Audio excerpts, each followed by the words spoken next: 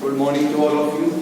जैसे हमने पिछले लेक्चर में स्टार्ट की थी बेस थ्योरम, आपसे पहले ही बता चुका हूं मैं कि इस एक्सरसाइज में से कंफर्म 99% चांस से क्वेश्चन आएगा ही आएगा। तो अपना ध्यान से समझना। कुछ क्वेश्चन हम डिस्कस कर चुके थे, मैं कहीं से भी क्वेश्चन लिखूंगा इस एक्सरसाइज में से। तो जैसे आज का पहला क्वेश्चन है कि आपके पास देयर आर 3 कॉइन्स, हमारे पास 3 कॉइन है। इजी सा पिक कर रहे हैं बिल्कुल। तो देयर आर 3 कॉइन्स, हमने लिख दिया first coin, second coin, third coin.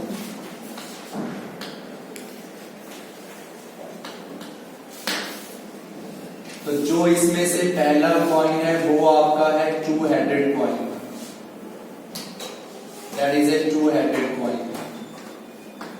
Second जो है वो आपका है बायस्ड कॉइन, और थर्ड जो है वो है आपका unbiased coin.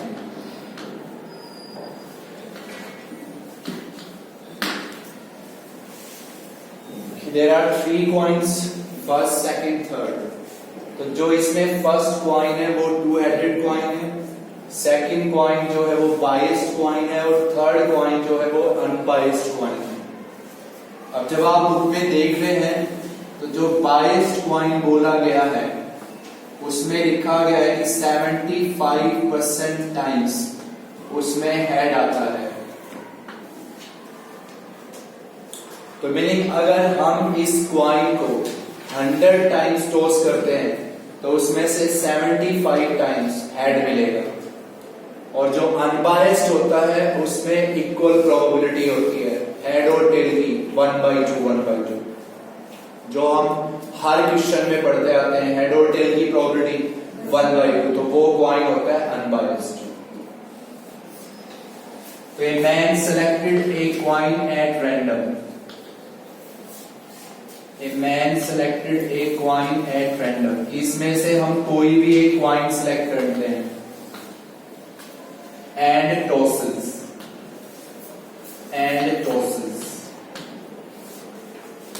if he exactly gets one head,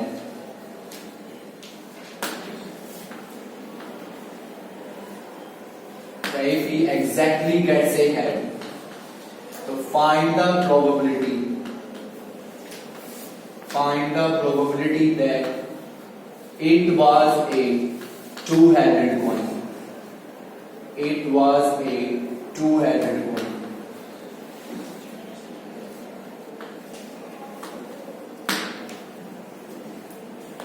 तो सिंपल सी बात है कि हमारे पास कॉइन्स कितने हैं?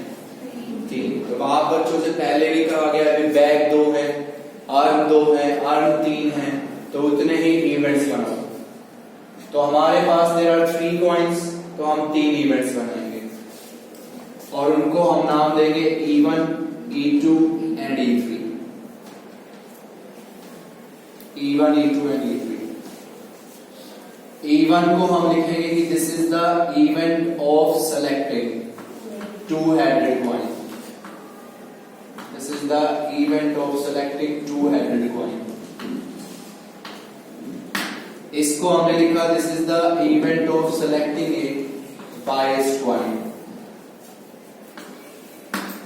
और E3 meaning this is the event of selecting unbiased coin.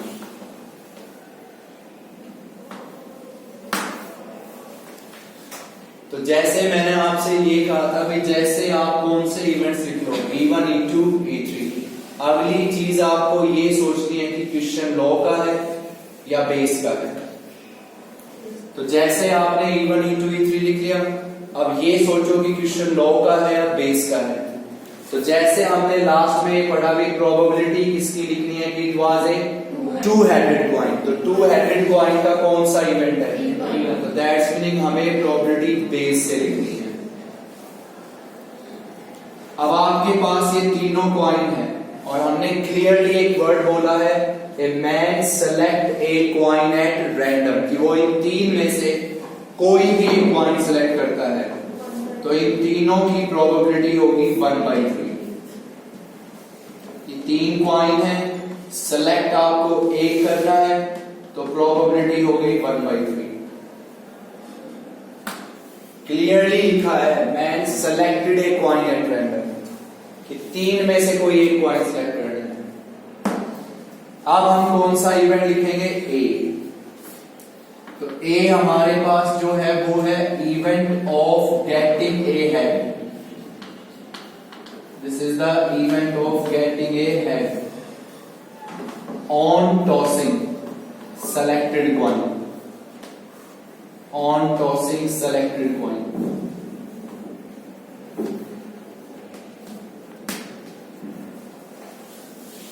He tosses and he exactly gets a head, this is A।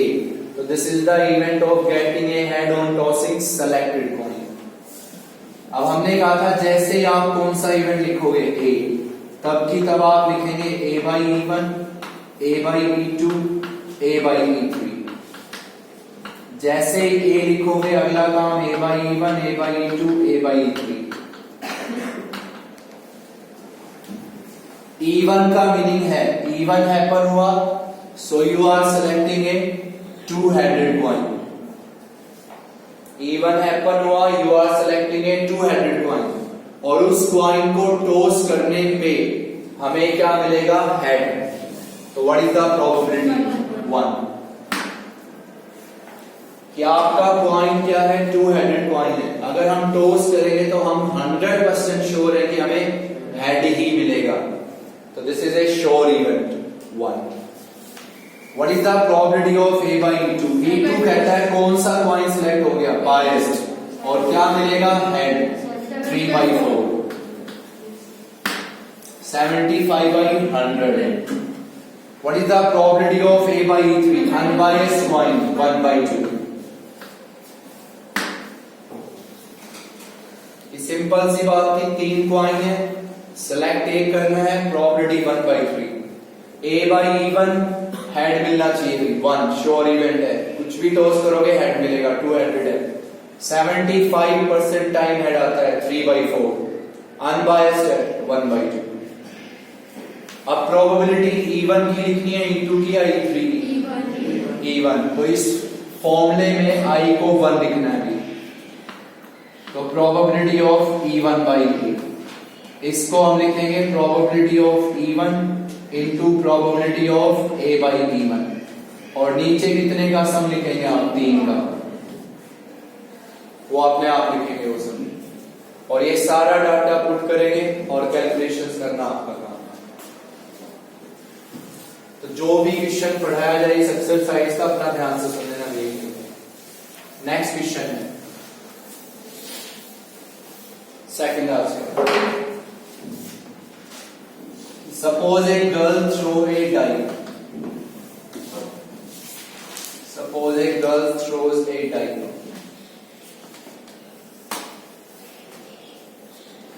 If she gets 1, 2, 3 or 4 on the die, कि अगर उसको डाई पे 1, 2, 3 या 4 में से कोई नंबर मिलता है तो she tosses a coin 3 times। she tosses a coin 3 times।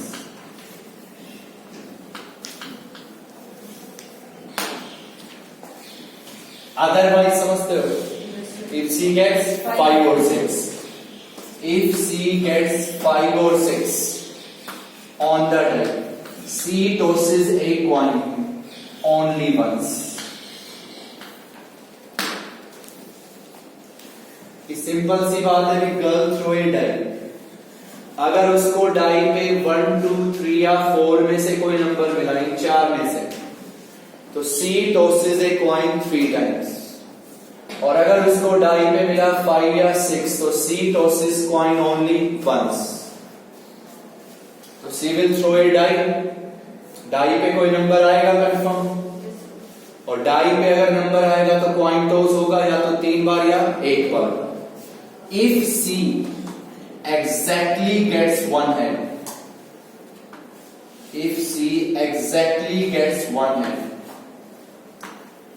तो find the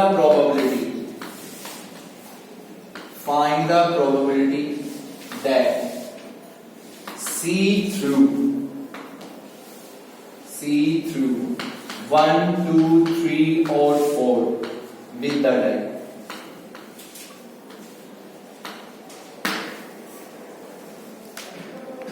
कि वो डाई थ्रो करेगी वो गर्ल, डाई पे एक नंबर आएगा कोई भी 6 में से, क्वाइन पक्का टॉस होगा या तो 3 बार या 1 बार, तो उसको एग्जैक्टली 1 हेड मिला।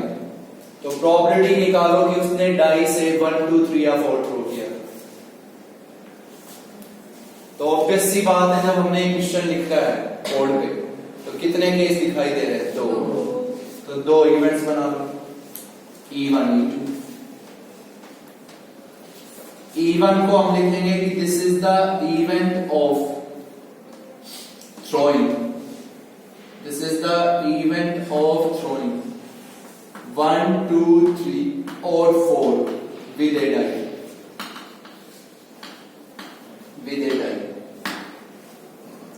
E2 को हमने लिखा this is the event of throwing 5 or 6 with a die।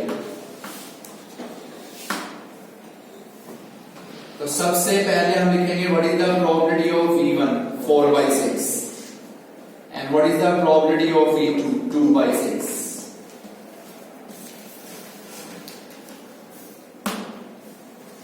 कि जैसे क्वेश्चन पढ़ा दिमाग में पहले आ गया कि 2 केस बनेंगे, ये और एक ये।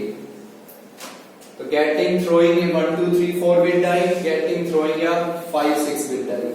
Probability of E1 4/6, E2 2/6। What is the sum should be of E1 and E2? 1। तो 1 है वो। अब जैसे E1 E2 डिस्क्राइब कर लेते हो, अगली चीज हमेशा सोचो कि क्वेश्चन लो का है या बेस का है, और वो हम सोचेंगे जिसकी प्रोबेबिलिटी हमें लिखनी है उसके अकॉर्डिंग। तो प्रोबेबिलिटी लिखनी है कि सी थ्रू 1, 2, 3, 4 विद डाई, तो विच इज द इवन। अब E1 की प्रोबेबिलिटी लिखनी है तो बेस थ्योरम। अब कौन सा इवेंट सोचेंगे हम? A। तो this is our event A। C exactly gets 1 है। अब A लिखते ही हम प्रोबेबिलिटी लिखेंगे A/E1, फिर हम प्रोबेबिलिटी लिखेंगे A/E2।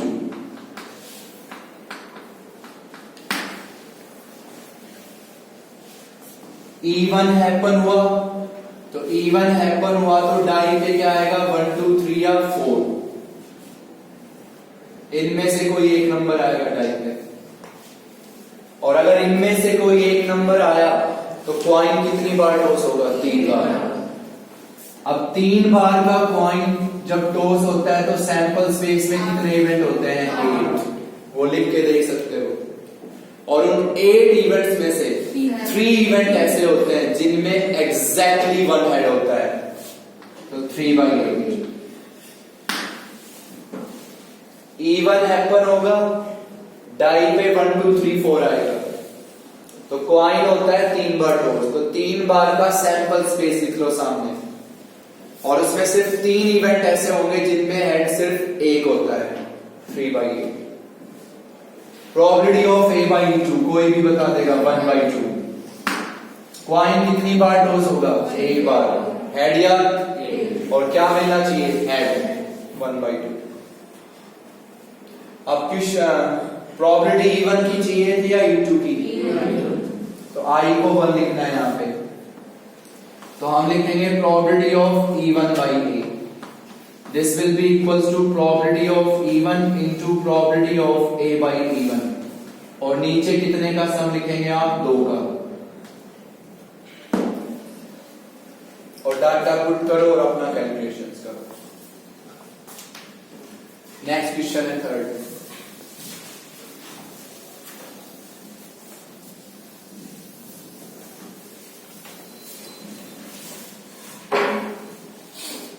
Suppose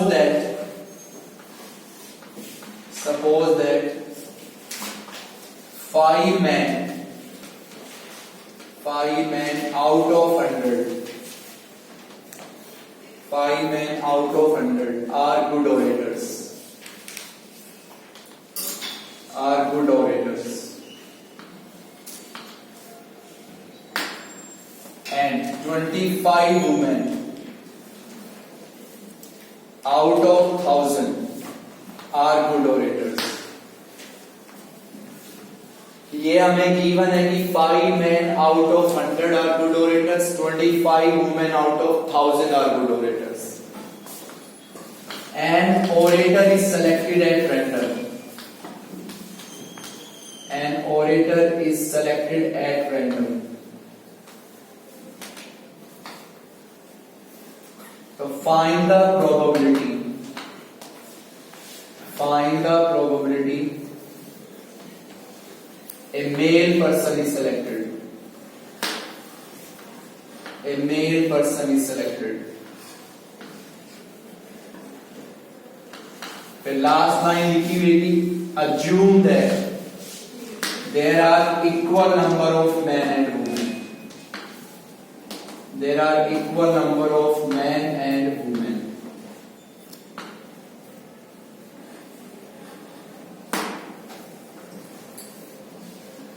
ये हमें गिवन है कि 5 men out of 100 are good orators, 25 women out of 1000 are good orators.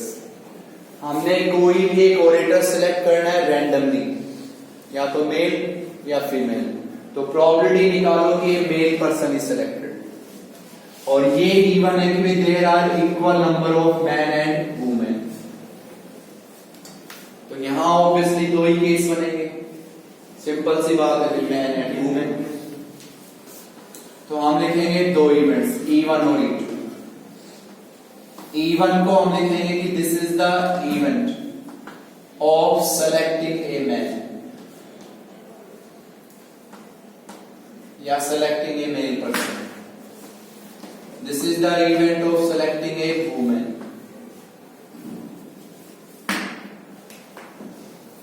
So what is the probability of E1 and E2? So what's the answer? 1 by 2, 1 by 2. तो इनमें से किसी ने जल्दी में E1 की प्रोबेबिलिटी लिख दी 5 by 100, E2 की लिख दी 25 by 1000. तो एक बार सोचना ढंग से कि E1 E2 की जो भी प्रोबेबिलिटी लिखते हो उनका सम हमेशा 1 होना चाहिए. तो अगर ये हम लिख भी देंगे तो क्या उनका सम 1 आएगा? नहीं, तो गलत है वो. तो ये लास्ट लाइन तुम्हें इसी वजह से गिवन है मैन एंड वुमेन की प्रोबेबिलिटी लिखने के लिए कि इक्वल मैन है इक्वल वुमेन. तो मीनिंग अगर 50 मैन है तो 50 वुमेन. तो selecting a man 50 by 100, selecting a women 50 by 100, 1 by 2, 1 by 2. ये क्वेश्चन सिर्फ इस वजह से बताया गया. अब हम कौन सा इवेंट लिखेंगे? ए. तो this is the event of selecting an orator. This is the event of selecting an orator. चलो अब E1 E2 को पहले ये फिक्स करके बताओ कि दिस इज बेस और लो. बेस. प्रोबेबिलिटी किसकी लिखनी है? Male person is selected, E1. तो ये हमने ए इवेंट लिखा हुई. This is the event of selecting an orator. तो पहले लिखेंगे probability of A by E1, फिर हमने लिखा probability of A by E2. E1 happen हुआ, so you are selecting a man, और ए कहता है कि that man is an orator 5 by 100. E1 happen हुआ तो कंफर्म है भाई we are selecting a man, और ए कहता है कि that man is an orator 5 by 100. Second खुद बता सकते हो आप, 25 by 1000. प्रोबेबिलिटी E1 की चाहिए थी या E2 की? E1 की. तो हम इसमें लिखेंगे probability of E1 by A. I को 1 लिखेंगे हम यहाँ. तो this is probability of E1 into probability of A by E1, और नीचे कितने का सम लिखेंगे? 2 का. और सम खुद लिखना है 2 का. डाटा पुट करो और अपना सोल्व करो. नेक्स्ट क्वेश्चन है 4th वन आज का.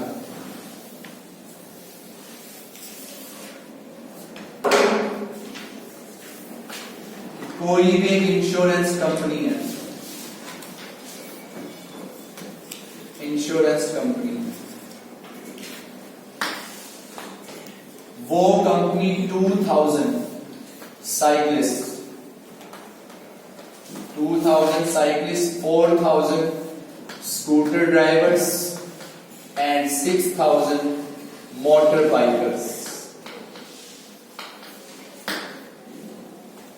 कोई भी इंश्योरेंस कंपनी है, वो 2000 साइकिलिस्ट मीनिंग 2000 पर्सन्स जो साइकिल चलाते हैं, 4000 स्कूटर ड्राइवर्स, 6000 मोटर बाइकर्स, उनका इंश्योरेंस करती है वो कंपनी। फिर है कि the probability of involving in an accident, probability of involving in an accident of a cyclist, a scooter driver and a motorbiker are 0.01, 0.03 and 0.15 respectively. Next line का meaning है कि भी कोई भी आपका एक साइकिलिस्ट ए साइकिलिस्ट वर्ड है कि कोई भी एक साइकिलिस्ट जिसका क्या हो जाएगा एक्सीडेंट, उसकी प्रोबेबिलिटी है 0.01। एक स्कूटर ड्राइवर का एक्सीडेंट होगा, प्रोबेबिलिटी है 0.03 और एक मोटर बाइकर का एक्सीडेंट होगा, प्रोबेबिलिटी है 0.15। फिर आगे लाइन लिखिए कि one of the insurance person meets with an accident, one of the insurance person meets with an accident, इनमें से किसी एक इंश्योरेंस पर्सन का एक्सीडेंट हो जाता है, तो फाइंड द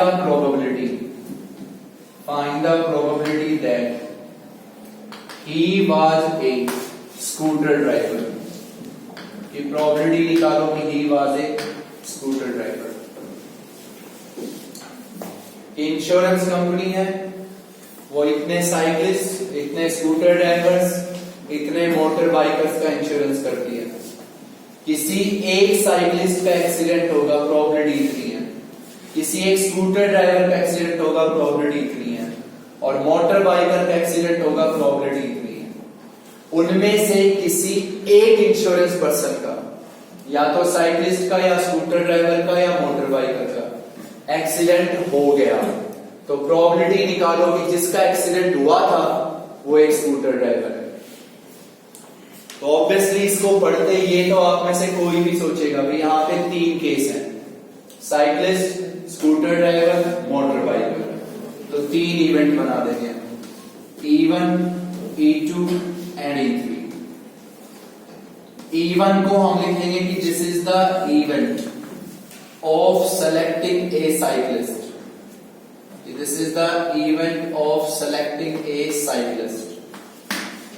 E2 को हम लिखेंगे कि this is the event of selecting a scooter driver and this is the event of selecting A motor biker. अब जैसे ही E1, E2, E3 लिख लेंगे हम, E1, E2, E3 हम पहले जस्ट करेंगे दिस इज बेस थ्योरम और लो, तो बेस थ्योरम, क्योंकि प्रोबेबिलिटी किसकी लिखनी है, scooter driver, which is scooter driver E2 by A, तो पहले फिक्स कर लो कि बेस है क्या है।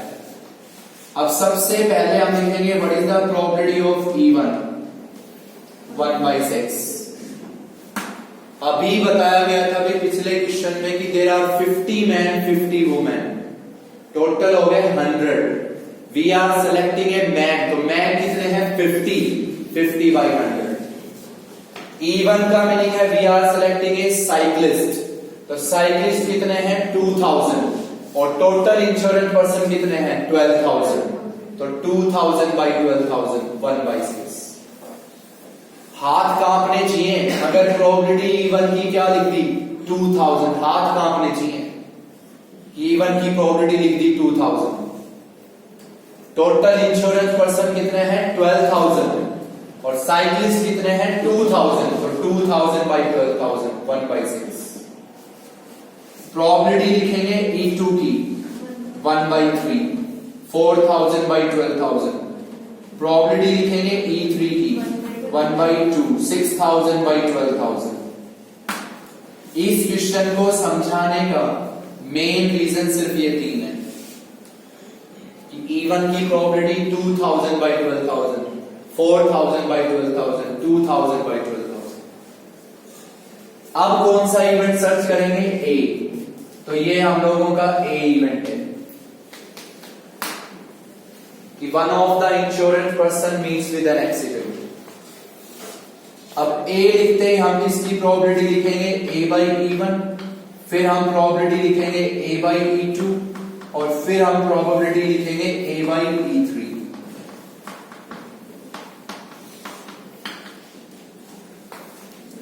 E1 हैपन हुआ तो E1 हैपन हुआ तो meaning we are selecting a cyclist, और उस साइक्लिस्ट का क्या होगा एक्सीडेंट होगा। What is the probability 0.01।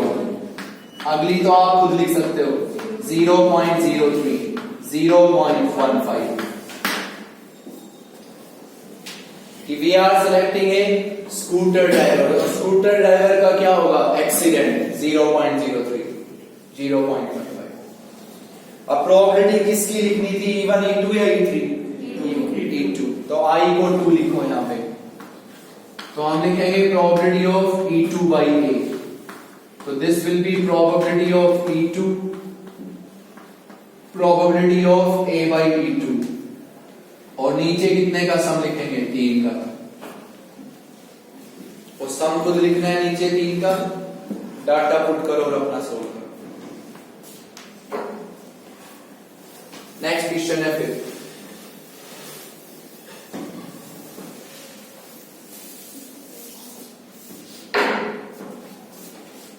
Fifth में है कोई बोल्ट फैक्ट्री है, there is a bolt factory, और उस बोल्ट फैक्ट्री में हमारे पास 3 मशीन्स हैं, machine A, machine B and machine सी।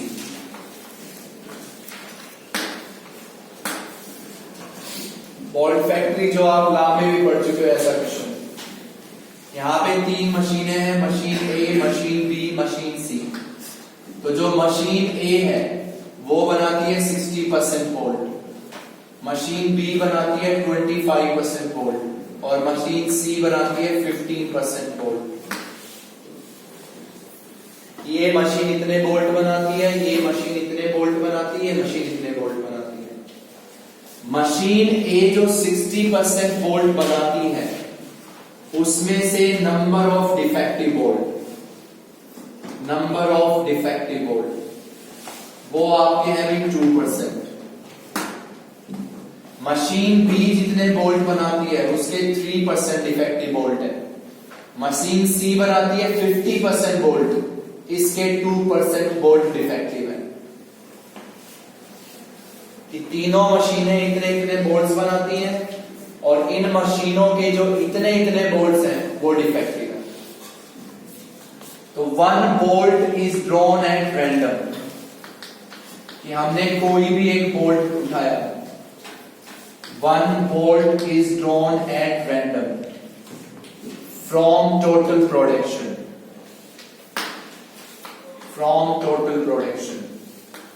कि हमने टोटल प्रोडक्शन से कोई भी एक बोल्ट उठाया and it is found to be defective, और ये हम लोगों को डिफेक्टिव मिला भी, it is found to be defective.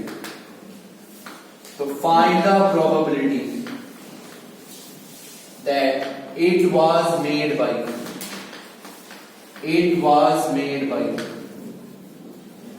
E1, it is what made by machine A, machine B and machine C। Probability निकालो कि ये तीनों मशीन्स के द्वारा बनाया गया था, A के द्वारा भी, B के द्वारा भी और C के द्वारा भी।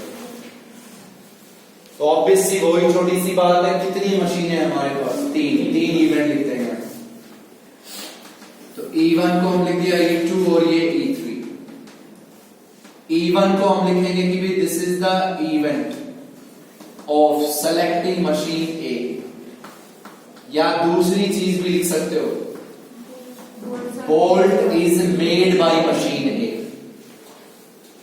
कैसे भी लिख देना कि this is the event of selecting machine A, या this is the event such that bolt is made by machine A, मर्जी आपकी है। E2 be the event of selecting machine B, E3 be the event of selecting machine C. So tell me what is the probability of E1? 60/100। पहले भी बताया गया है law में कि कभी भी कोई मशीन अगर सेलेक्ट करते हो तो उसको प्रोडक्शन कैपेसिटी के अकॉर्डिंग सेलेक्ट करेंगे हम। तो मशीन ए अगर सेलेक्ट हो रही है तो उसकी प्रोडक्शन कैपेसिटी है 60/100। फिर हम लिखेंगे प्रोबेबिलिटी ऑफ E2 25/100। फिर लिखेंगे प्रोबेबिलिटी ऑफ E3 15/100। तो सबसे पहली बात तो ये दोबारा माइंड में रिवाइज करने की थी कि मशीन अगर सेलेक्ट होती है तो वो उनकी प्रोडक्शन कैपेसिटी के अकॉर्डिंग सेलेक्ट होंगी, या यहां पे लिख सकते हो कि bolt is made by machine A 60/100। अब जैसे E1 E2 E3 लिखो, सोचो कि क्वेश्चन लो का है या बेस का है, बेस का है। It was made by machine A B and C, तो E1 E2 E3 तीनों की प्रोबेबिलिटी लिखनी है अलग अलग, तीनों की। अब कौन सा इवेंट सर्च करोगे? ए। तो this is the event of drawing a defective bolt, this is the event of drawing a defective bolt, event of drawing a defective bolt. तो जैसे ये लिखा, अब किसकी प्रोबेबिलिटी A/E1, फिर इसकी प्रोबेबिलिटी A/E2, और लास्ट में इसकी प्रोबेबिलिटी A/E3। अब आप में से कोई भी अंधाधुंध लिख सकता है। E1 मीनिंग बोल्ट किस मशीन ने बनाया था? ए ने। E1 मीनिंग बोल्ट बनाया था मशीन ए ने, और वो बोल्ट क्या है? डिफेक्टिव 2%, 2/100। नेक्स्ट कोई भी लिख देगा 3/100, नेक्स्ट 2/100। कोई कैलकुलेट, कोई बोलते ना ब्रीफ नहीं देना, इसका डायरेक्टली लिख सकते हो अपना 2/100, 3/100, 2/100। अब प्रोबेबिलिटी तीनों की निकालनी है, तो सबसे पहले प्रोबेबिलिटी किसकी लिखेंगे हम? E1/A की। तो I को क्या लिखोगे? 1। Probability of E1, probability of A/E1, और नीचे ऑब्वियसली कितने का सम? 3 का। फिर हम किसकी प्रोबेबिलिटी लिखेंगे? E2/A की। तो यहां पे I को हम लिखेंगे 2, तो probability of E2 into probability of A/E2, और नीचे वही 3 का सम। फिर हम लिखेंगे प्रोबेबिलिटी ऑफ E3/A, तो इसको हम लिखेंगे प्रोबेबिलिटी ऑफ E3 और इंटू प्रोबेबिलिटी ऑफ A/E3, और नीचे वही 3 का सम। अब इसमें एक क्वेश्चन की और बात बता रहा हूं, ये तीनों फाइंड आउट करो और क्वेश्चन खत्म आपका। अब एक चीज इसी में सुन लो जो आगे के क्वेश्चंस में पढ़ा था। यहां पे मैं ये कह देता कि भाई प्रोबेबिलिटी निकालो कि तब बोल्ट जो हमने क्या किया था, ड्रॉ, जो हमें क्या मिला था? डिफेक्टिव। तो प्रोबेबिलिटी निकालो कि किस मशीन के द्वारा बनाए जाने के ज्यादा चांसेस हैं उसके, कि हमने बोल्ट उठाया, बोल्ट पक्का हमें डिफेक्टिव मिला, तो प्रोबेबिलिटी निकालो कि किस मशीन के द्वारा बनाए जाने के ज्यादा चांस हैं। कि भाई या हो सकता है इसने बनाया हो, इसने बनाया हो, इसने बनाया हो, किस मशीन के ज्यादा चांस हैं कि ये उसने बनाया होगा। तो उस केस में आपको तीनों की प्रोबेबिलिटी फाइंड करनी है, और इन तीनों में से जिसकी प्रोबेबिलिटी क्या रहेगी? ज्यादा, वो उसी ने बनाया होगा।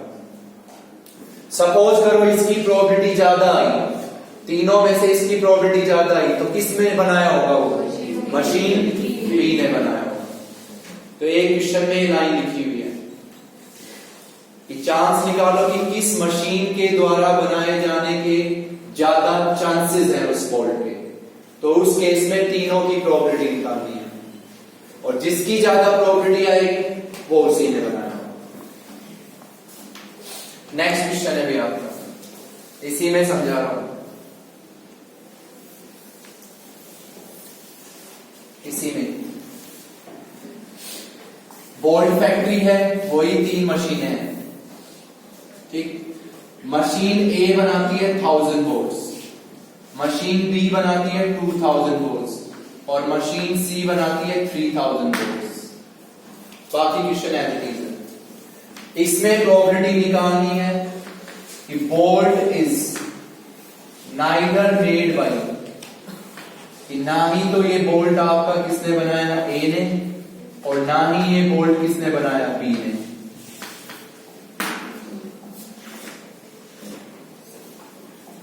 ठीक है, तो बताओ कितनी मशीनें हुई। बाकी एलिटीज है पूरा क्वेश्चन, बाकी एलिटीज 2 चीजें चेंज की है मैंने। उसमें कैपेसिटी किसके अकॉर्डिंग थी, परसेंटेज, और एक ये चीज चेंज की बस मैंने। तो इसमें मशीन ए बनाती है 1000 वोल्ट, मशीन बी 2000 वोल्ट और मशीन सी बनाती है 3000 वोल्ट। इतने ही बोल्ट्स डिफेक्टिव है। बुक में कुछ और होगा, हमने ये लिखे रहने दिए, इतने बोल्ट डिफेक्टिव है, तो एज इट इज क्वेश्चन करना है। तो कितनी मशीनें हुई, 3 इवेंट हो गए। तो सबसे पहले मेरे को प्रोबेबिलिटी बताओ इवन की, 1/6। अभी समझाया था इंश्योरेंस कंपनी वाली बात कि भाई टोटल बोल्ट कितने बनते हैं कंपनी में, 6000 टोटल बोल्ट बनते हैं 6000। ए कितने बनाती है, 1000, तो 1000/6000, 1/6। What is the probability of 1/3। And what is the probability of V3? 1/2। तीनों का सम कंफर्म 1 होना चाहिए, तो आएगा इन तीनों का सम 1। तो इंश्योरेंस कंपनी वाला जो क्वेश्चन था और एक ये बोल्ट वाला क्वेश्चन, इसमें इस बात का स्पेशली ध्यान रखना। बाकी एक कौन सा इवेंट ड्रॉइंग है, डिफेक्टिव बोल्ट, तो वही चीजें हैं 2/100, 3/100, 2/100 एज इट इज। अब प्रोबेबिलिटी किसकी निकालनी है कि भाई जो बोल्ट आपने उठाया वो ना तो मशीन ए ने बनाया और ना मशीन बी ने बनाया, ना ही ए ने बनाया और ना ही बी ने बनाया। It is neither made by machine A nor by C nor by B. बताओ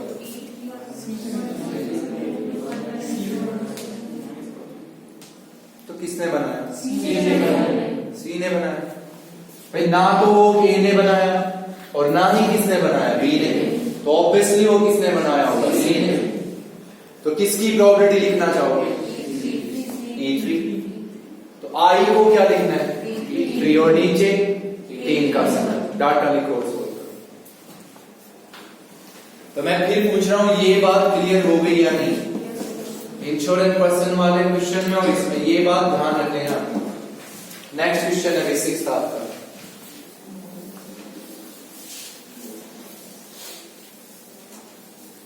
सिक्स में है कि 2 पार्ट है इस क्वेश्चन के।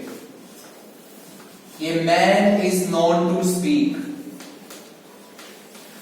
ए man is known to speak 4 truth out of 5 times, 4 truth out of 5 times, out of 5 times।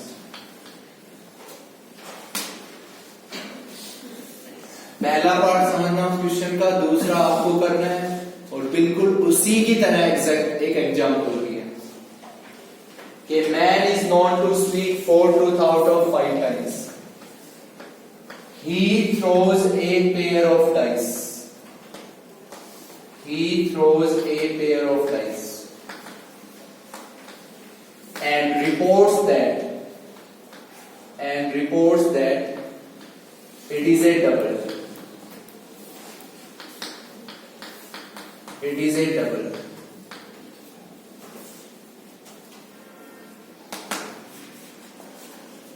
find the probability that it is actually a double. It is actually a double.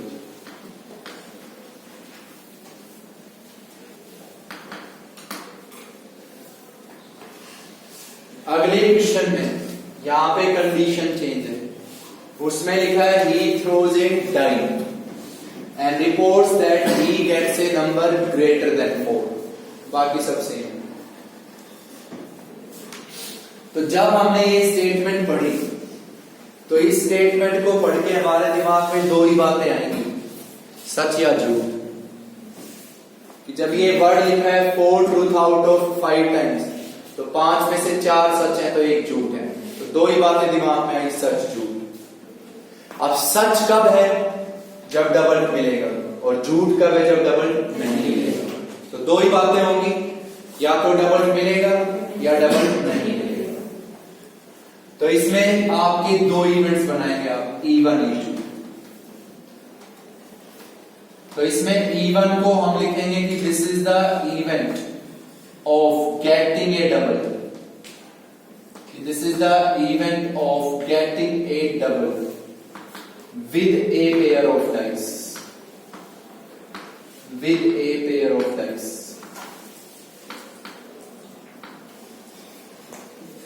इसको हम लिखेंगे this is the event of not getting a double with a pair of dice. अब आप में से कोई ये भी सोच सकता है इस क्वेश्चन में कि वे पहले झूठ सच का लिख देते, उनका सम भी बना था 4/5 1/5, तो वो E1 E2 ले लेते। लेकिन यहां प्रोबेबिलिटी लिखनी किसकी है? लास्ट में पढ़ो, डबल। तो मीनिंग जो E1 E2 होंगे उसमें सच झूठ की बात नहीं आएगी, उसमें आएगी डबल की बात। तो यहां पे दो ही बातें होंगी, या तो उसको डबल मिलेगा या नहीं मिलेगा। तो getting A double, not getting A double. तो सबसे पहले हम इसमें प्रोबेबिलिटी लिखेंगे E1 की। तो कितनी डाई थ्रो कर रहे हो?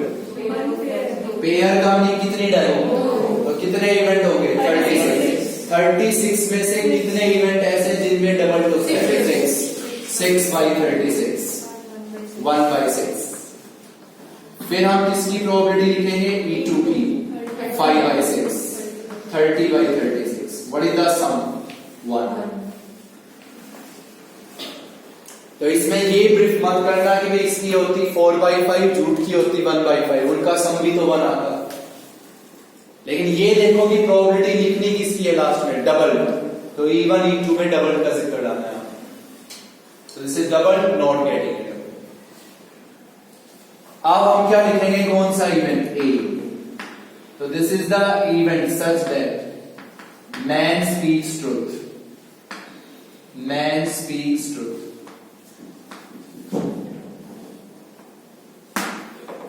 और बहुत ध्यान से सुनना आगे। प्रोबेबिलिटी ऑफ A/E1 लिखेंगे। अगली किसकी प्रोबेबिलिटी लिखेंगे? A/E2।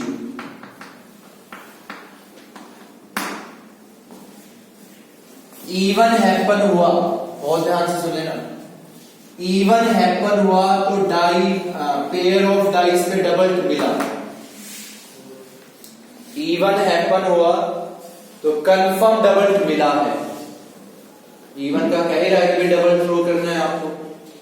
तो E1 हैपन हुआ तो डबल मिला, और उसने रिपोर्ट भी दी कि उसको डबल मिला। तो मीनिंग उसने सच बोला है कि E1 हैपन हुआ तो कंफर्म डबल मिला है। E1 कह रहा है डबल मिला है भाई, और उसने बोला भी क्या है कि मुझे डबल मिला है। तो मीनिंग उसने सच बोला है 4/5। E2 हैपन हुआ तो E2 हैपन हुआ तो उसको डबल नहीं मिला, और फिर भी वो क्या कह रहा है कि मुझे डबल मिला है। तो इसका मीनिंग वो झूठ बोल रहा है 1/5। E2 हैपन हुआ, उसको डबल मिला ही नहीं, लेकिन फिर भी उसने झूठ बोला कि उसको डबल मिला है। रिपोर्ट दे रहा है कि मुझे तो डबल मिला है, लेकिन उसको तो डबल मिला ही नहीं। तो इसका मीनिंग क्लियर है कि वो झूठ बोल रहा है। 1/5 प्रोबेबिलिटी लिखनी किसकी है? E1 और E2 में से E1 की। तो बस I को 1 लिखो, तो प्रोबेबिलिटी ऑफ E1/A। यहां लिखेंगे probability of E1 into probability of A/E1, और नीचे कितने का सम लिखेंगे? 2 का।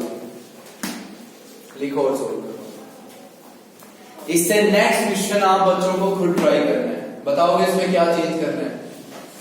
यहां पे लिखा है he throws a die, gets a number greater than 4, find it is actually a number greater than 4, greater than 4, not greater than 4, 2/6, 4/6। यहां लिखा है 9 out of 10, 9/10, 1/10। उसमें भी 2 ही केस बनेंगे, सच या झूठ। सच कब होगा? जब नंबर किससे ग्रेटर मिलेगा? 4 से। तो getting a number greater than 4, not getting a number greater than 4। बाकी समझ गए क्या करना है आपको?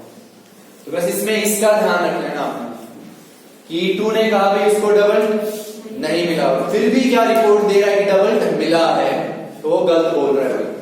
1/5। नेक्स्ट क्वेश्चन है सैम का।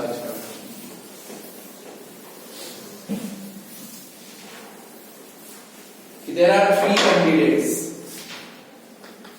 3 कैंडिडेट हैं A, B और C। वो तीनों एक कंपनी में मैनेजर की पोस्ट के लिए इलेक्शन लड़ रहे हैं, कुछ भी सोच लो। एक मैनेजर की पोस्ट के लिए उनका सिलेक्शन होना है, और उनके सिलेक्शन के जो चांसेस हैं वो इस रेशो में है अभी 2:1:4। There are 3 persons A, B और C. They are electing for the post of manager in a company, और उनके जो चांसेस हैं तीनों के इलेक्ट होने के वो इस रेशो में है 2:1:4। फिर है कि then the probability is that there will be a growth in the, क्या लिखा है पढ़ोगे? तुम्हें ढूंढने से मिलेगा नहीं, है ना?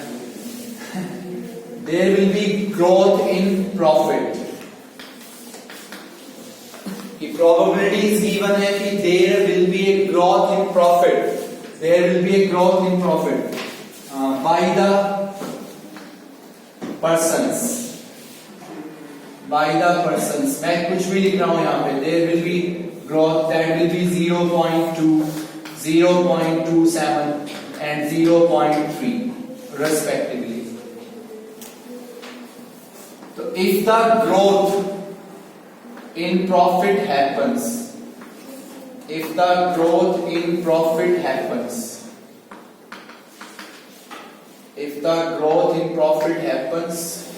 so find the probability that it was due to appointment of C। It was due to appointment of C। ये 3 कैंडिडेट है A, B, C। वो आपके एक मैनेजर की पोस्ट के लिए इलेक्ट होना चाहते हैं, और उनके इलेक्ट होने की ये रेशियो है, मीनिंग ये उनके चांस है कि they will be elected as a manager. फिर प्रोबेबिलिटी है कि आपका कौन सा कैंडिडेट ए वो क्या बन जाएगा? मैनेजर बनने के बाद there will be growth in profit, वो ये है। चलो मैं परसेंटेज में लिख देता हूं 35%, 45% एंड 50%। परसेंटेज में लिख दिया कि आपका ए कैंडिडेट मैनेजर बनेगा, और उसकी वजह से ग्रोथ आएगा किसमें? प्रॉफिट में। 35% प्रोबेबिलिटी है।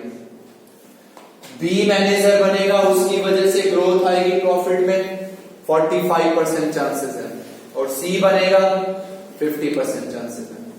तो ये कहता है कि आपका ग्रोथ हुआ प्रॉफिट में प्रॉफिट में ग्रोथ हुआ तो प्रोबेबिलिटी निकालो कि वो किसकी अपॉइंटमेंट से हुआ, सी की अपॉइंटमेंट से हुआ। अब ये बहुत इजी क्वेश्चन होना चाहिए तुम्हारे लिए, बहुत इजी। कितने कैंडिडेट हैं? 3 इवेंट हो गए, तो E1, E2 and E3। E1 को हम लिख देंगे कि this is the event of selecting A as a manager. This is the event of selecting A as a manager. B को हमने लिखा this is the event of selecting B as a manager. This is the event of selecting C as a manager. So what is the probability of E1? 1/6. E1 2/7. Total कितना है ratios का? 7। तो 7 में से 2 chances किसके हैं? A के, 2/7। What is the probability of E2? 1/7 and probability of E3 4/7.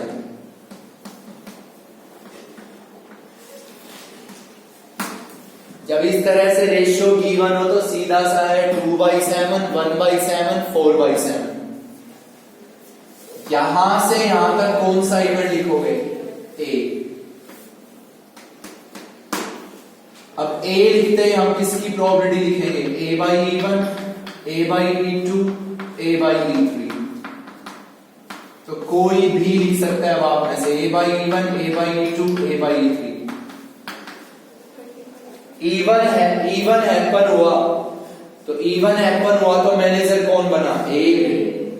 और उस मैनेजर की वजह से प्रॉफिट में क्या आया? Growth. What are the chances? 35/100। Next होगा भी 45/100। नेक्स्ट होगा 50/100। प्रोबेबिलिटी लिखनी किसकी है? E1, E2, E3 में से किसकी अपॉइंटमेंट से? सी। तो किसकी लिखनी है? E3। तो I को लिखना है 3।